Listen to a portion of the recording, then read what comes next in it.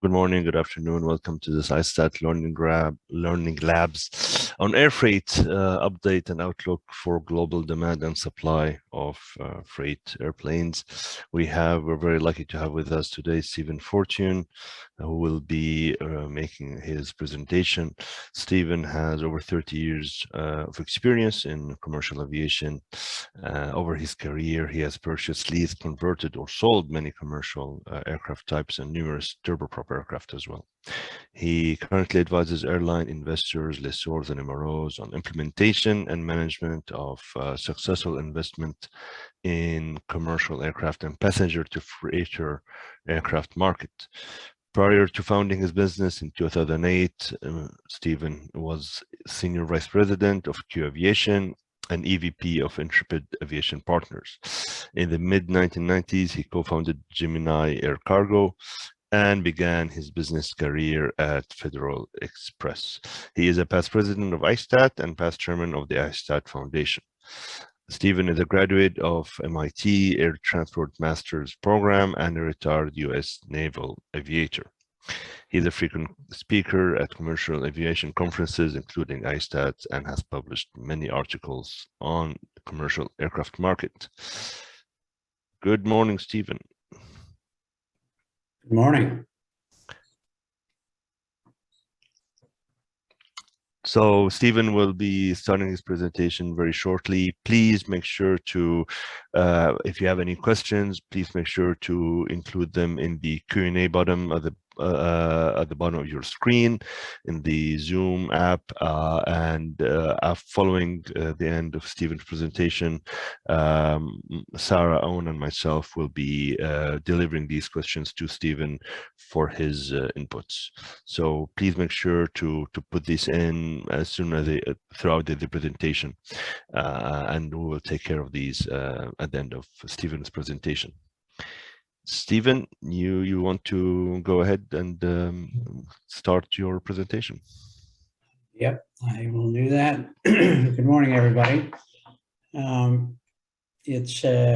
like to, before I go through my presentation, I'd just like to make a general comment and say that in the freighter part of our business, there has never been a more exciting time in the time that I've been in business in terms of the number of different things that are going on, both within our industry and globally with the economy and obviously the situation with Ukraine. So it's creating a lot of opportunities and a lot of challenges, I think, for the people that are in our business.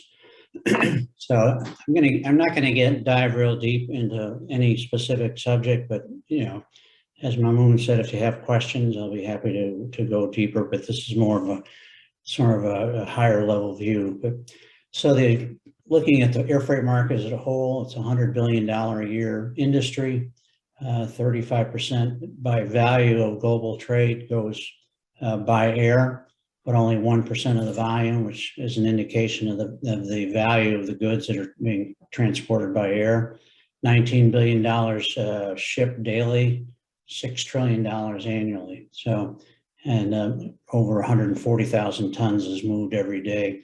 And I think as we learned from the pandemic and the situation in Ukraine, air freight is a key national asset for many countries, and it's proven to be a real resource during the pandemic and the Ukraine crisis. It also is the backbone of international trade. We would be sorely in a pretty bad position if we had to rely only on ocean transport, as we've seen over the last 6 months. And finally, Boeing, in their last forecast, is predicting 4.2% post-pandemic growth, but I still think there's a lot of variables, certainly in the short term, that could change that number. So what happened during the pandemic? International trade collapsed immediately, and concurrently we lost all the belly space because of all the international PAX airplanes that were put on the ground. As probably most of you know, 50% of all air freight is carried in passenger bellies. So it actually, when that happened, even though trade collapsed, it gave an opportunity for main deck freighters to take over that role. And due to the need for pandemic-related supplies, PPE, actually that the freighter market, more particularly the wide body and international freighter markets, actually did quite well, and a number of airplanes came out of storage and were returned to service. So, and the other thing I think that happened during that period, which we all saw, was the carrying cargo on the main deck of passenger aircraft, removing the seats and sometimes the monuments. I guess they were affectionately called freighters.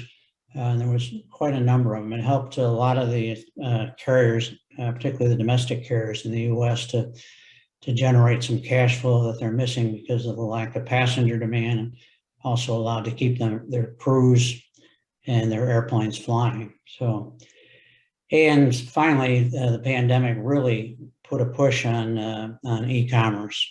People were stuck at home, and they were getting a lot of stimulus money from the government, so they turned to e-commerce to fulfill their needs, and so it really put a big push on air freight. So what happened? You can see on the graph on the left that belly capacity, which is the blue lines, it really took a hit from, you can see, from January of 20 through basically 21. You can see it was really, the freighters, which are the red, really took over. Now we swapped that situation this year. There's a lot of belly capacity coming back. I would say we're still not anywhere near normal, but we're returning more to a balance between bellies and main deck freighters. Just as a point of interest, on the table on the right, which is a little bit dated, but just to give you an idea of the extent of the use of passenger main decks to carry freight. This was an estimate from Cargo Facts as to how many airplanes actually are put into service. The number now is a fraction of this, and actually the European the ISTAT said, I think, has told the carriers that they need to stop, that the temporary approval they had to do this is ending. I haven't heard anything in the U.S. about what the situation is there, but I suspect between the economics of doing it, the return of passenger traffic, et cetera, that it'll wind down and disappear at some point. So where are we now? We've had a pretty good run in the last year, but now we're entering another slowdown for reasons most of us, I'm sure, or all of us have probably heard. I mean, the global economy right now is a little bit weak, and probably going to get weaker due to a number of reasons. Concurrently, the supply chain disruptions, which we all saw last year, helped air freight temporarily. That situation is now starting to resolve. There's not completely resolved, but ocean shipping is starting to get back to a more normal way of business. International belly capacity is returning somewhat, but we've got a long ways to go. Yes, there are more international flights taking place, but it's nowhere near what it was pre-pandemic. So the belly capacity, which was in there, that was available, is still not there. So, which again is helpful to main deck freighters.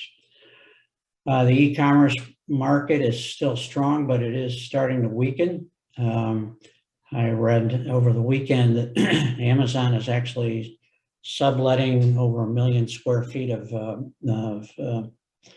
their space, their distribution centers. And I think we're going to see more of that. And I think e-commerce obviously is a long-term trend, but I think the bump we saw during the pandemic, I think, is going to subside, and we're going to go more towards what the long-term trend would be probably by next year. There's a lot of wide-body freight conversion orders in the pipeline, and they are intended for express and e-commerce. So, I'll go through those numbers a little bit. The narrow body conversion orders that are out there are intended for replacement and express. 2 years ago, I would have said they're almost all for replacement, but with the growth of e-commerce, I think the express market and the e-commerce market are adding some demand to the conversion freighters. And finally, and I'll talk about this a little bit later on, but there's a significant number of 737 NG conversion orders out there. And in my view, more than the market can absorb in the short term, but it remains to be seen. So just stepping back a little bit, and I'm sure many or most of you within ISTAT already know this, but just breaking down the freighter fleets into categories. On the upper right and the green, you have the long-range wide bodies, which right now is the 747-8, the 747-400 series, the 777s, and the MD-11. And on the horizon, of course, is the A350 freighter and the 777-8F, which will be coming later in a few years. Regional wide bodies, which serve large domestic markets like the U.S. or Europe to the Middle East, or Middle East to Asia. The types that are in there are the A300 series, which are starting to decline. A large number of 767s, the A330, 300, and 200, which are just coming online in terms of conversion. There's a 35 to 40 production A330s out there, but the 330, 300 is really going to be come on strong, I think, for the next few years, and will be dominant after the 767 in that market. And then the narrow bodies, you got a mix. I didn't put them all in there. There's actually still 727s flying. There's still 737-200s, but the main types right now are the 737 classics, which are the 300 and the 400. And now the 800, which is being converted in significant numbers. The 57, which is really the mainstay of the upper end of the narrow body market. And now the A321 is coming in as a logical replacement for the 757. So that's another program that's just starting to pick up steam. So looking at those three categories again by the number of airplanes, surprisingly close in terms of numbers. Actually, the narrow bodies used to be a lot smaller and they were a lot more even, but you can see the MD-80s, there's a handful out there. There's going to be a few more converted. It's a very specialized airplane. Its primary market right now is in Mexico and Alaska. Many 737, 300, and 400s converted, fleet of over 300. The NGs are starting to grow, and quite a few are in the conversion lines this year. I'll talk about that a little bit.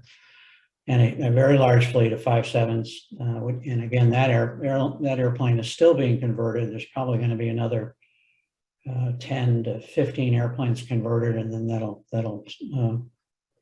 be the end of that. And as I mentioned, the 320 and the 321 are starting to come online. And the regional wide bodies, you can see the breakdown. The top line is the converted airplanes, and the 218 is dominated by the 300. And those airplanes are still being converted in significant numbers until feedstock becomes an issue, which is probably not that far out. The next line are the production freighters, which are primarily FedEx and UPS. DHL has started to take airplanes recently, and there's some flag carriers and Latin carriers that have taken the production freighter. The B4 and the 310 are, as I mentioned earlier, starting to fade out as production airplane or as freighter conversion freighters. The B4 600, again, it's FedEx and UPS, significant numbers of airplanes. UPS ordered the airplane well back into the 90s and has continued to operate it with good success.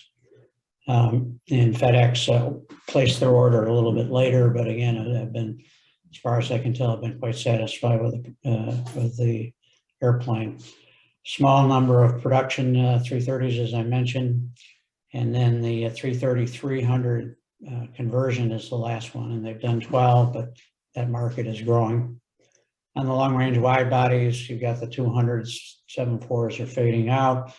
And then in the 747 is an interesting breakdown. The 747 production freighters, which are the 400F and ERF, have nose loaders. They're nose loader doors. If the front of the airplane opens up, it's a valuable feature for many carriers. There are no other Western built airplanes that have that capability. So as a result of that, I think those airplanes are going to probably stay beyond what would normally be a retirement date, just because, I mean, the 747 8F, which was the intended replacement, is already shutting down production. So the nose loaders are going to be the 400F and ERF, and then the 8F. And I think on the other hand, the 400 conversions, which you can see there's 59 of them, I think those will start to retire in significant numbers as the 777's conversions come online. I think they're the most vulnerable right now in terms of retirement. The 777F, again, was primarily a FedEx vehicle, but others are now taking it. It's been extremely popular as an airplane. FedEx, in my discussions with FedEx, they've indicated they're very happy with the airplane. It's very productive. And you've got the MD-10 and MD-11 series. I noticed on there, I didn't put the 777 conversion on there because there aren't any in the fleets yet, but they're going to be a significant factor, which I'll talk about here shortly. So just looking back at what's happened in the last 5 years and what's going forward, and this is on the production freighter side. So since 2016 through actually that's 2021, shouldn't be, we've had an average of 41 deliveries a year. Many of those have gone to FedEx. The majority of them have 206 in total. You can see the breakdown in the graph on the right. There are no narrow body production freighters, so it's all wide bodies. 99% of the production has been Boeing. As I mentioned, there's some A330-200s that were built during that time period, production freighters. And interestingly, 100% of those are self-financed. When I looked through the database, I didn't see any lessors in there. They were all owned and operated by the operators themselves. Looking forward from 22 to 26, right now there are 187 firm orders. I'm sure there's many options. Excuse me, again, it's all Boeing, because until Airbus brings on the 350, which there may or may not be some firm orders there. I know they've had Airbus has talked to a number of their customers, and they've got some expressions of interest, but I'm not including those here. The Dash 8F will go out of production. I think Atlas Air is going to take the final airplanes. 8F is a fantastic airplane, but it's extremely expensive and requires a really dedicated operation that keeps the airplane flying 18 to 20 hours a day in productive service in order to make it profitable for the operators. I think there's going to be additional, you can see the breakdown of the orders in the graph. I think they're going to be additional 6, 7, 777 orders over the next 2 to 3 years. But again, depending on what happens with the global economy, that could impact that one way or the other. 350 has been launched. They're indicating first deliveries in 26. So we'll see how that develops. On paper, it looks like a very good airplane, but it still needs to be wrung out by the operators in terms of its capability. And then after the Airbus announced the launch of the 350, Boeing came along and announced that they were going to do a 777-8F, which they view as a strong competitor to the, or will be a strong competitor to the A350.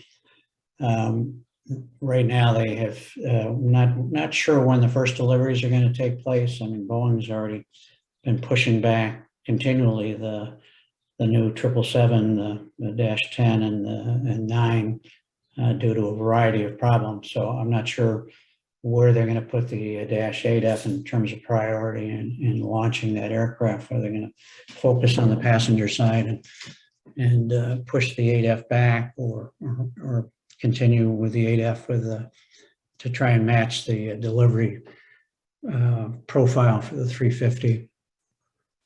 On the Paxton freighter side, again, on the left, or looking back and looking forward, you can see what's happened in the last, on the wide body side on the left, you can see what's happened over the last five years. There's been an average of 25 airplanes a year converted, a total of 126.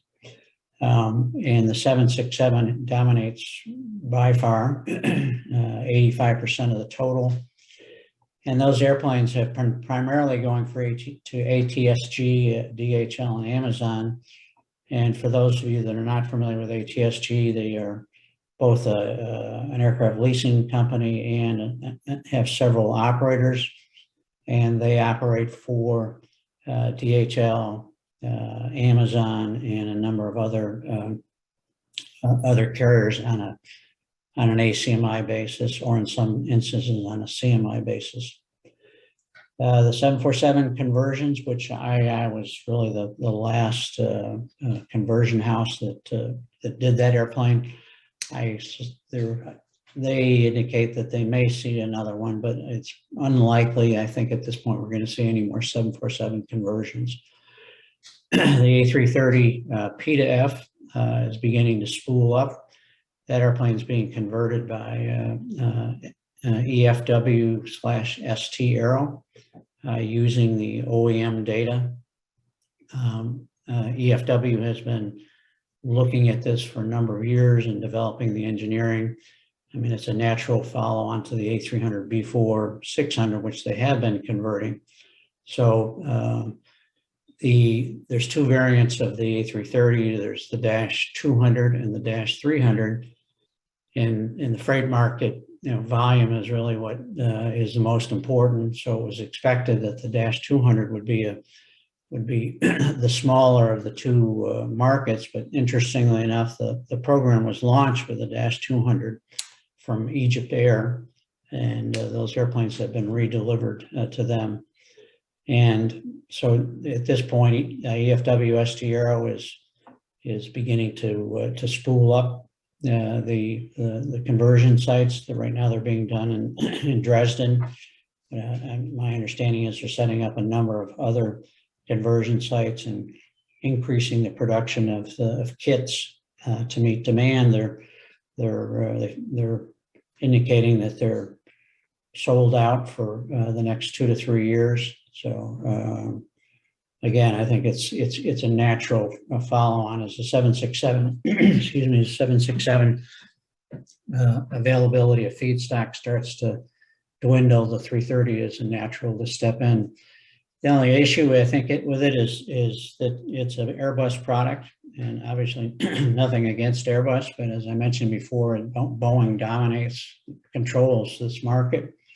So if it's a Boeing operator that has to take an Airbus product, there's an extra challenge for them to make that transition. So I think that's something that lessors, any owners of the A330 need to be aware of, that there's an extra step, there's an extra challenge there in terms of leasing your airplane to a Boeing operator. Excuse me. Now, the first 777-300 conversion is expected in 2023, and that will be from IAI. IAI launched, IAI and GCAS launched the 777 conversion about 3 years ago, I think, and have been working with it. They got it.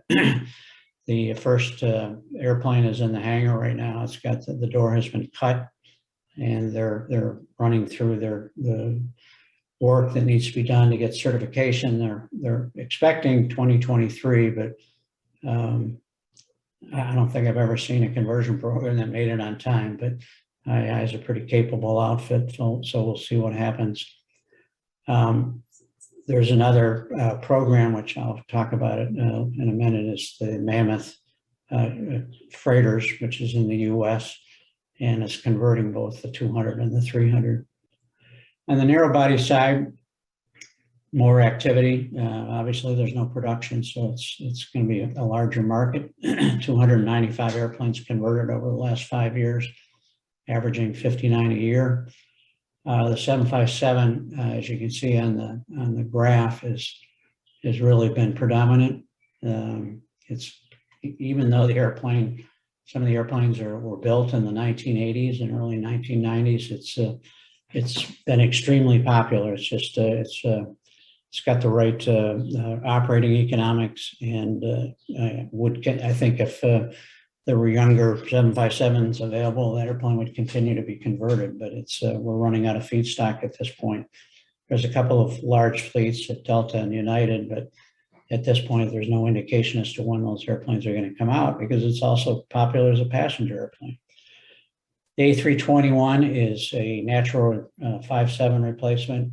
A lot of people, when they look at the 321 and the 737NG side by side, they're like, gee, they're the same airplane. But the 321 is actually much larger and has much more volume and weight than the 737. And so in the 321 has almost identical volume and weight capability as the 757. So it kind of breaks the narrow body market down into two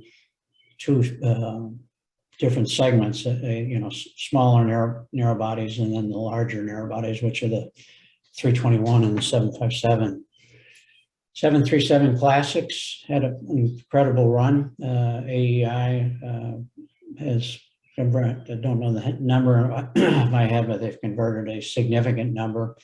Again, a very popular airplane. We started with the 300 because that was what was available in terms of feedstock and value. And then when 400s came down in terms of value, the switch was made to that airplane because of the higher volume of the airplane. So a very successful program. The NG, talked about a little bit. Right now it has a significant backlog. It's hard to get an exact number. It's certainly well over 100, probably 150, which for a conversion program is quite unusual. And the other thing that's unusual, both on the A330 and the 737NG, is the order books are pushing out as far as 2026, which is unprecedented in the conversion business. I mean, you normally would not get an operator committing to anything further than probably about a year out. So that's one of the significant changes, I think, that's taken place in this market over the last 2 years is the willingness of operators to make financial commitments for airplanes much further out than they would have. So, and I think that at this point that's going to continue. So looking at the outlook for conversions on the narrow body side, the narrow body side has what I consider a sort of a natural cap to its growth, and that's because it competes with road and rail transport. I mean, the largest narrow body freighter market is in the US, and there's obviously there's a very strong road and rail network within the US, both of which are continuing to get more efficient in terms of tracking and delivery.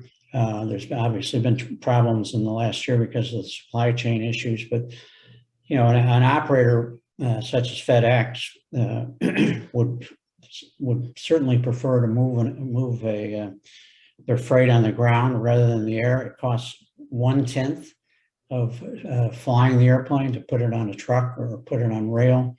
And believe it or not, I've heard that UPS is actually the largest rail customer in the United States. So they're already moving a lot of their goods by surface. So, narrow bodies, I think that will limit the upper, we'll put a cap on the number of narrow body conversions. In Europe, it's a similar situation. I mean, that's the second largest market for narrow body freighters. A lot of that is because just of geographic boundaries and other issues that they need the airplane. So less of a road rail issue in Europe than the US, but it's still there.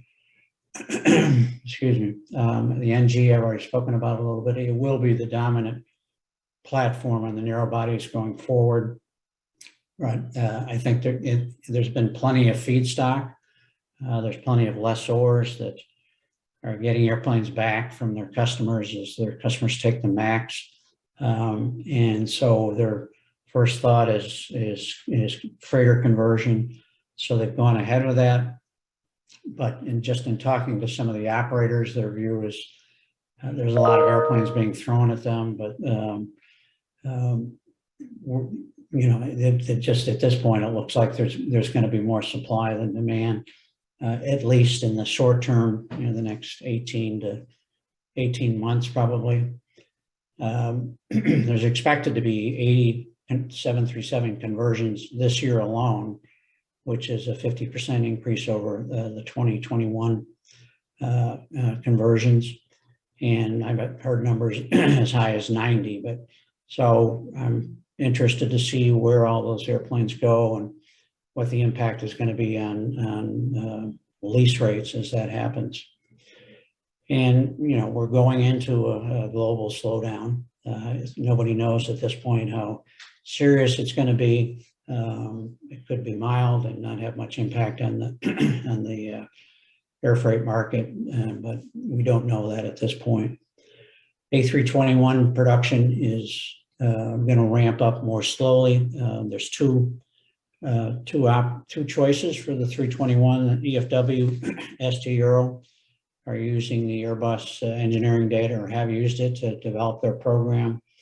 They converted and delivered the first airplane out of Singapore, I think about 18 months ago. And all of the 321 production will be, well, right now it's in Singapore. They're also setting up a facility in San Antonio. I think they've started their first conversion there and conversion sites in China. But they again say they have a long backlog sold out till into the 2025 timeframe. Small number of 320s. EFW just certified the A320 a couple months ago. It's a nice adjunct to the 321 for the operator that has a large fleet and wants to have the flexibility to put a smaller unit of capacity on a route. Not going to be a large conversion market, much smaller than the 321, but there will be some converted. The other conversion, there's actually three other conversion facilities. 321 Precision, which is the primary 757 conversion house. They delivered their first airplane earlier this year, I think. They have two more that they're about to deliver. They developed their product without OEM data. They did the same engineering. And interestingly enough, between these two programs, there's more of a difference in configuration, I think, than any two programs I've seen in the same airplane. Just to give you an example, the EFW conversion has 14 main deck positions, all identical. The 321 Precision has 13 main deck positions plus a 14th position that can carry LD3s, which is a belly container. They have identical volume, but there's the difference in terms of the containers. Secondly, the EFW airplane, they move the cargo barrier forward So now the crew cannot enter through the typical passenger door or the L1 door, which is typically what they did. That EFW put in a crew hatch forward of that. So the cockpit area on the EFW airplane is smaller, probably not as well. I'm sure the pilot's probably not as happy about it. It's got, less amenities, smaller lab, et cetera, and less supernumerary seats. The 321 retains the cargo door position, and the crew can enter through the L1 door, and larger cockpit, more supernumerary seats, et cetera. There's a number of other small differences, but just quite a bit of significant difference in terms of the layout. They both have pretty similar weight capabilities other than that. The older 757s are going to begin to retire. There's a number of airplanes that are flying that are pre-1990. I think those will start to retire over the next 5 years and be replaced by the 321. On the wide body side, so unlike the narrow body side, which I said has a sort of a natural cap on it, the wide body side does not have that. It's dependent on the growth in global trade, which, despite all of the problems that have existed and the issues with China and supply chains, it will at some point come back. Global trade is the backbone of the world economy. So I don't see that changing. We may go through some rough spots, but it's going to come back and rebound strongly. As I mentioned earlier, I think that the older 747s will retire. Some of them probably are already on the way to the boneyard right now, and will be replaced by the 777F production or the 777 conversion. 767 300ERs, the production hasn't slowed yet, but I think it probably will starting next year, due to the lack of feedstock. Again, a very popular airplane and productive airplane, but it's you have to have the feedstock to grow your fleet. And as I mentioned earlier, the 330-300 will begin to take over in some markets for the 330. Right now, it's the ones, just a handful of airplanes have been converted, and I think most, if not all of those, are operating for DHL.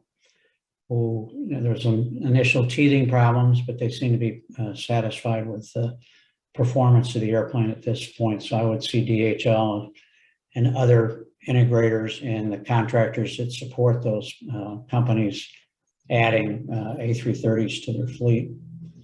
The 777-200LR and 300ER are both viable economic alternatives. Let me talk a little bit more about that.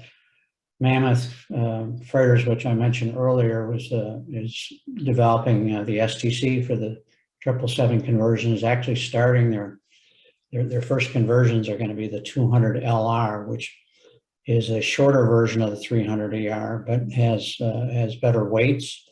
The company actually bought 10 LRs from Delta, so they'd have some initial feedstock. It's from the numbers I've seen, it's a very capable airplane and a very strong competitor to the production freighter. It's got the same capability as the production freighter. The only problem is there's probably only 35 or less airplanes out there that are conversion candidates, so it's a pretty small market. So Mammoth intends to immediately after they get the STC for the 200LR to get the STC for the 300ER, and I think it's probably already taken orders for 300ER conversions. Unlike with the 321 differences between the conversion houses, the IAI and EFW conversions are pretty similar. I haven't noted any distinctive differences between the two. Obviously, they're going to compete on price. vigorously, but there's not a lot of difference in terms of the layout, the main deck layout, et cetera. So finally, in on the A350 and the 777-8F, I think they're too far out there to affect the market until into the late 2020s.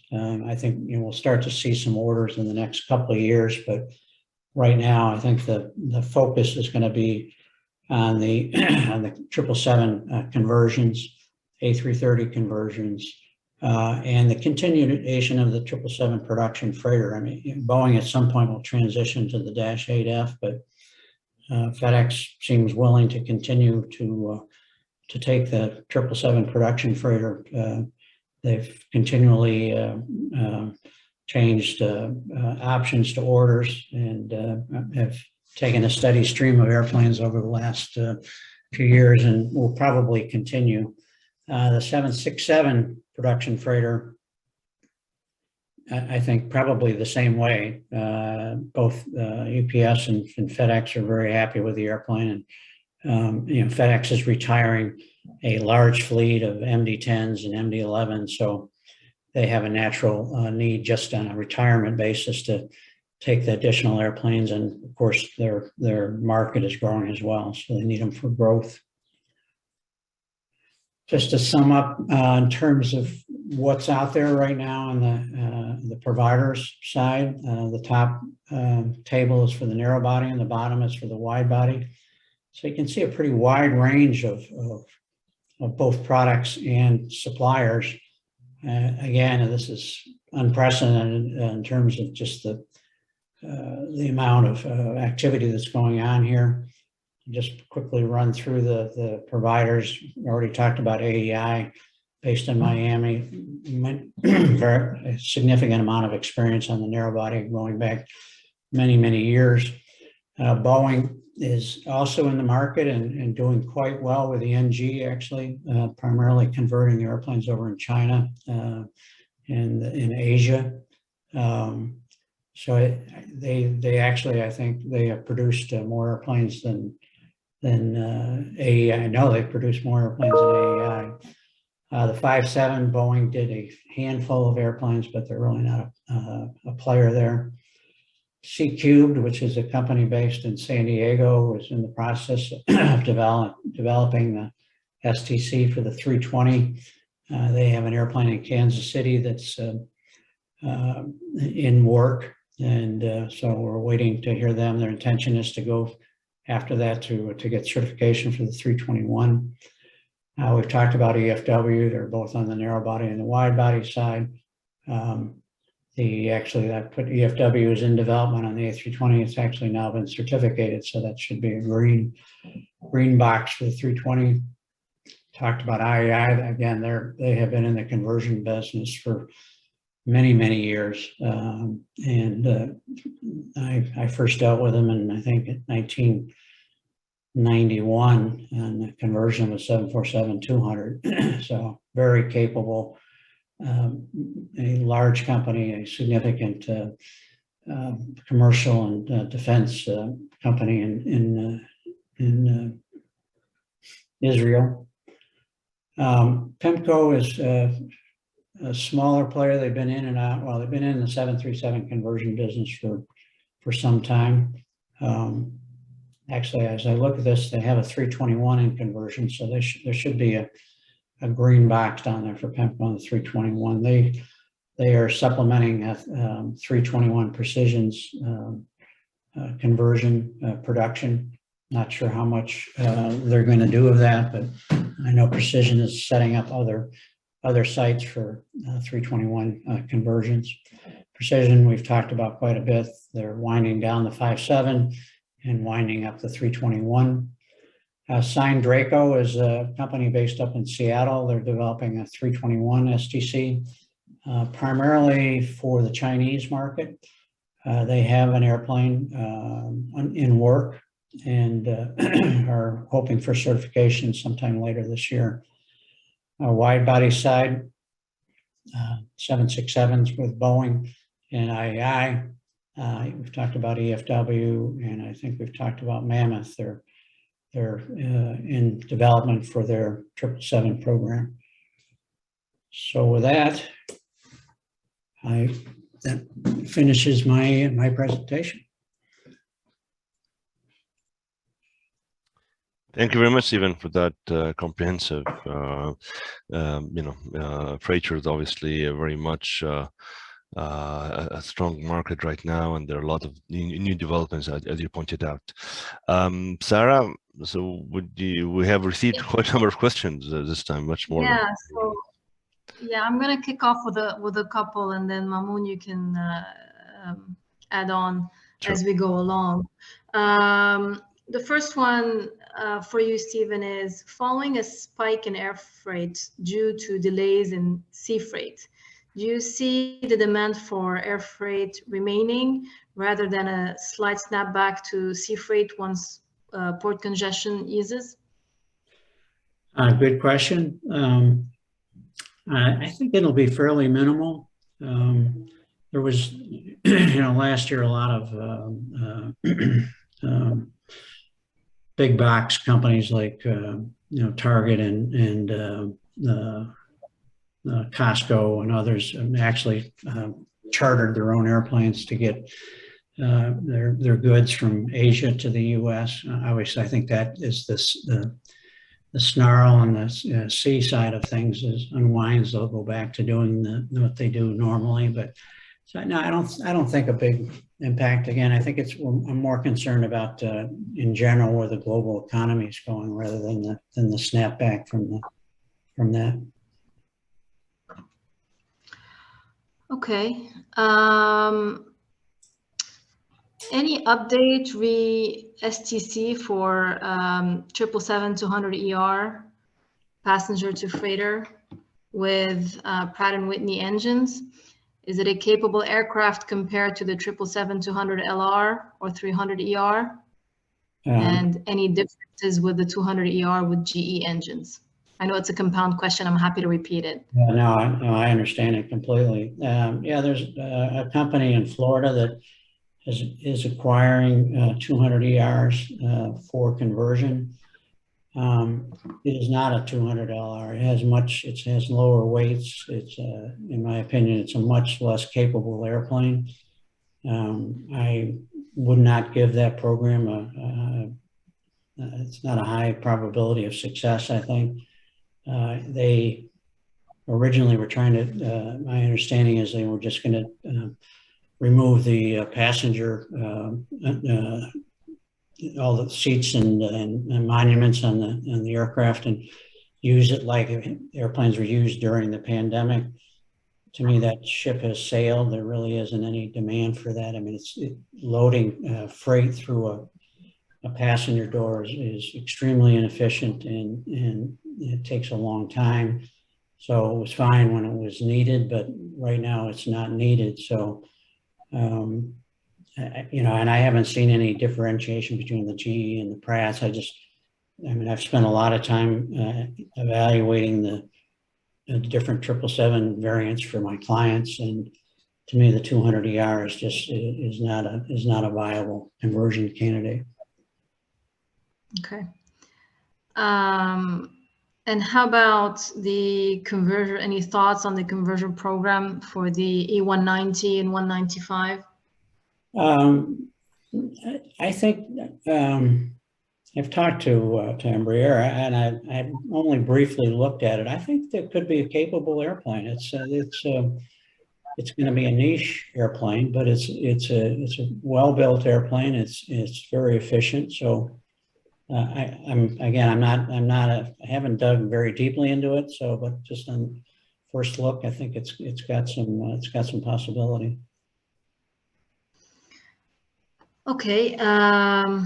I think you may have answered that in one of the slides, but could you maybe refresh our memory as to how many 737-800s do you think will be converted over the next 10 years? And then how many in 20 years?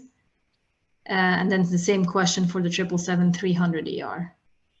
Well, I didn't, it wasn't on my slide. I indicated that I think, I mean, from what I'm being told, that there's going to be 80 NG conversions this year. I do make a forecast of conversions 5 years out for all the different types, but that's something I typically share with my clients. I don't publicly put out, but it's so I have a forecast the 777 conversions and the NG conversions out to 2026, but I don't have it in front of me, and it's not something I would want to disclose here. Okay, understood. I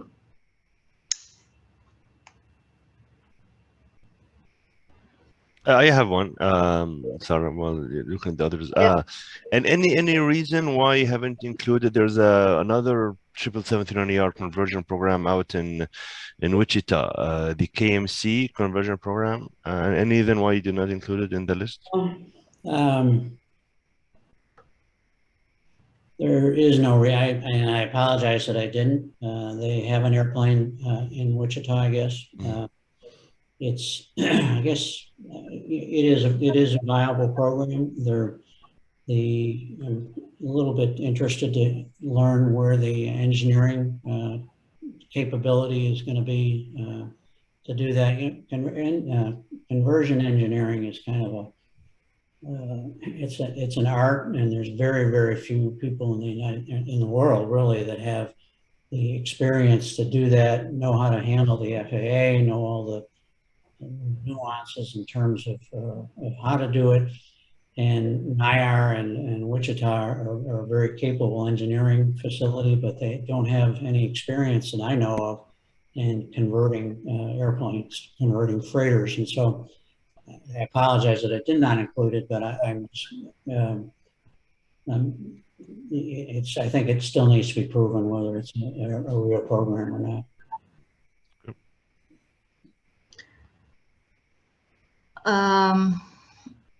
Does the 777-300 ERSF have the density capability to be a good general freighter, or will it be mainly used in the quote unquote package market? That's a great question. And it's one of the first questions a lot of these integrators asked. It is more limited in density. I think it cubes out at about 7.5 pounds, which is lower than many would like. But in my experience, the operators really never achieve the type of densities that they think they will. They may in once, occasionally, but it's not the norm. So yes, I mean, I think that could be a potential drawback for the 300ER in the general freight market, but I think, well, it's a good question. It remains to be seen. I mean, when I run the numbers, it's still a very capable airplane in terms of the weight capability it carries. So the 200LR is much better. It's got a much higher density, so it's not an issue there. But yeah, the 300ER is somewhat density limited. Yeah. One more before I pass on again to Mamoun.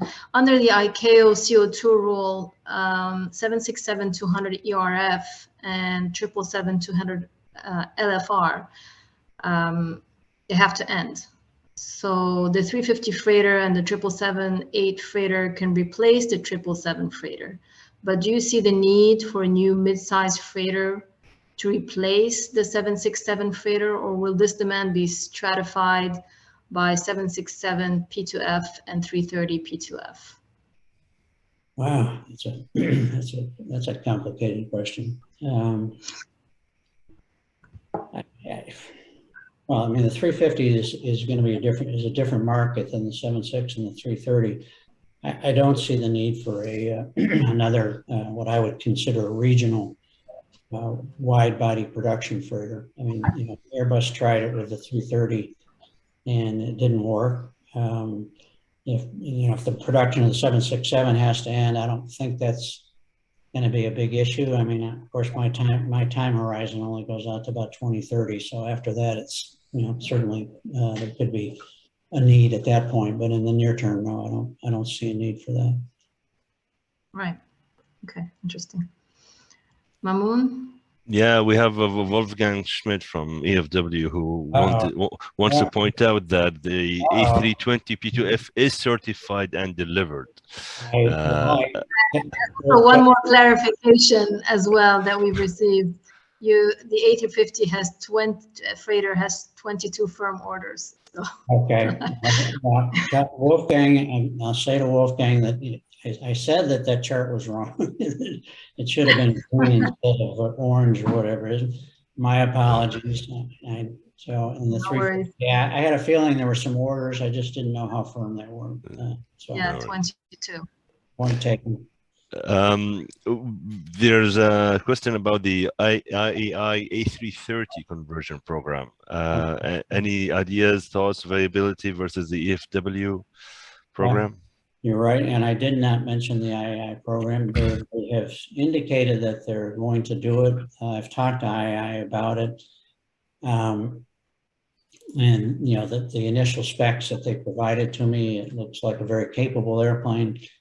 My sense right now is they're very focused on getting the 777 certification completed, and that once that happens, they're going to turn the attention to the 330.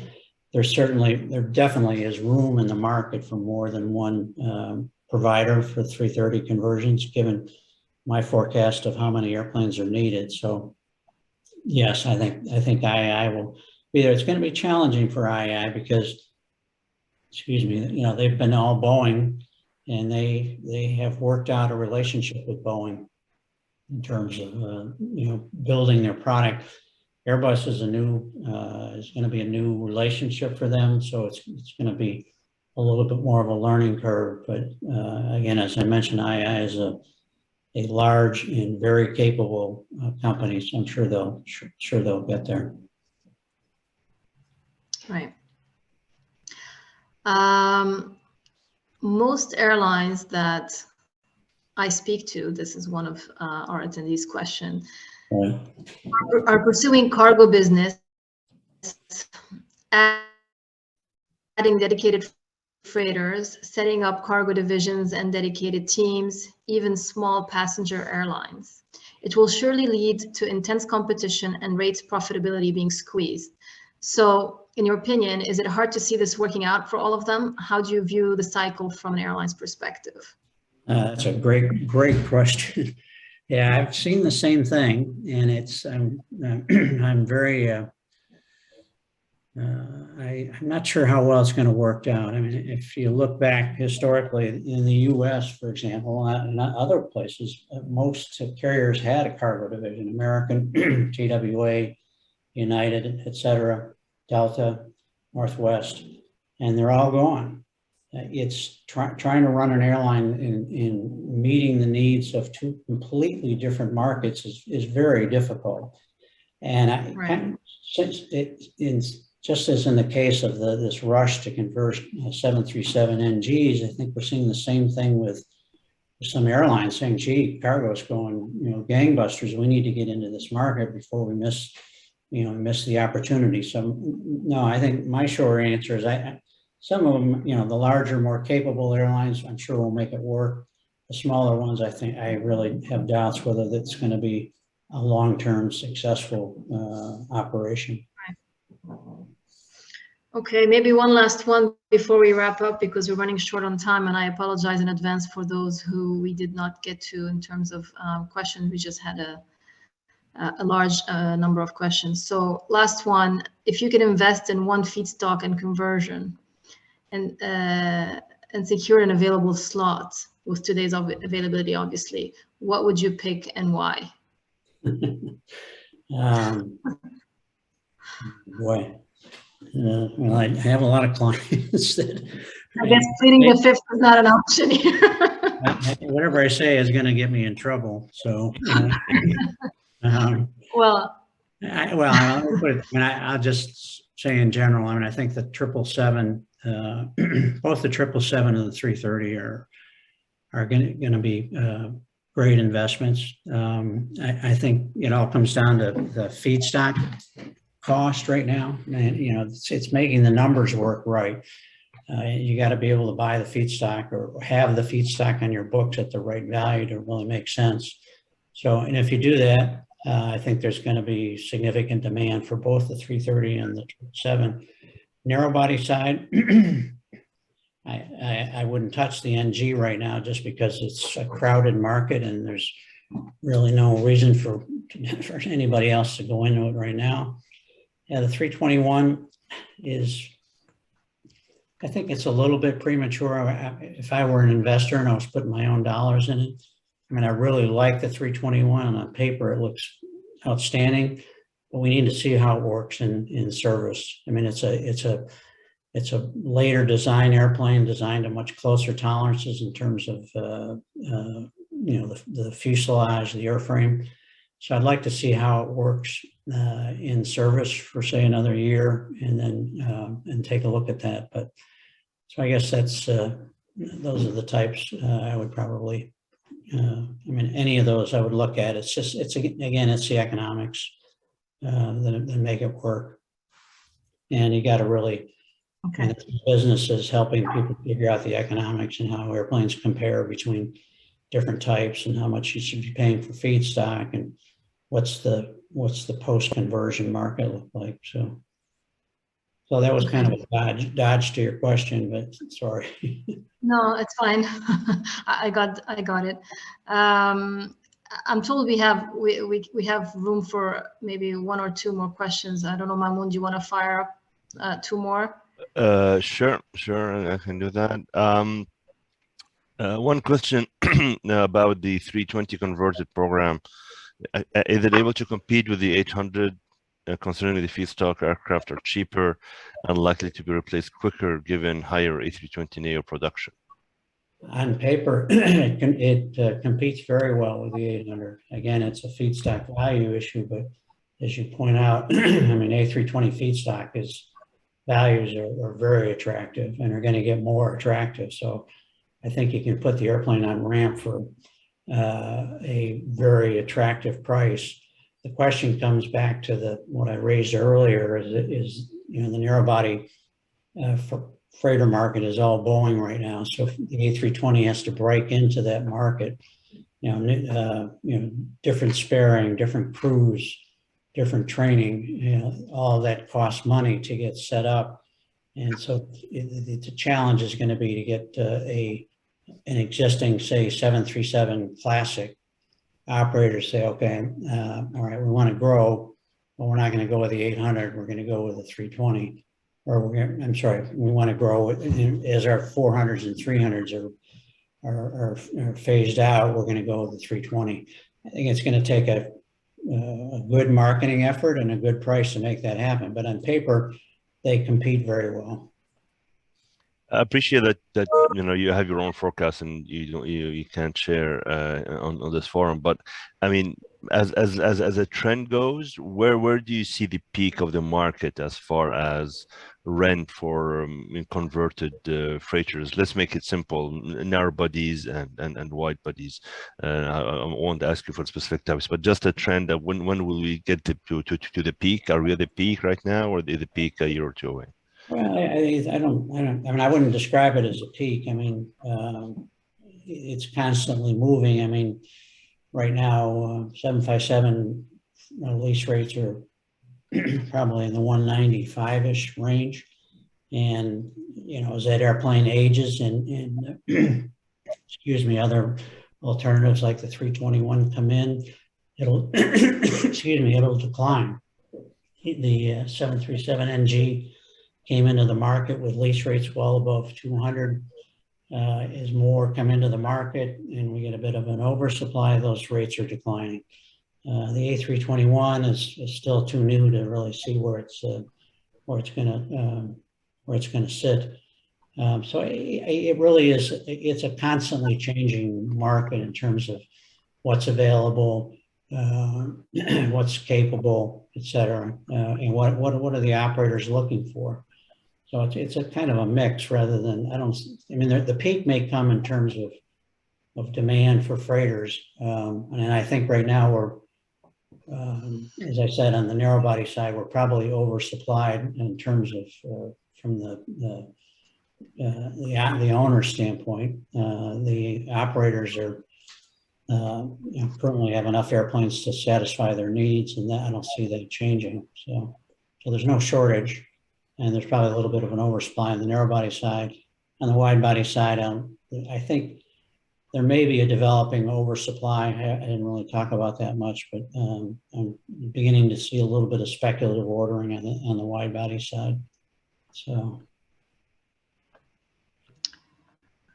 Okay, I think this brings us to the end. I just want to remind everyone that this Learning Lab will be available on the ISTAT website, as well as the presentation of Stephen with his contact details should you wish to follow up. Thank you very much for joining us today. Thank you, Stephen, Mamoun, and everyone else. See you at the next one. Thank you. Thank you. Thank you.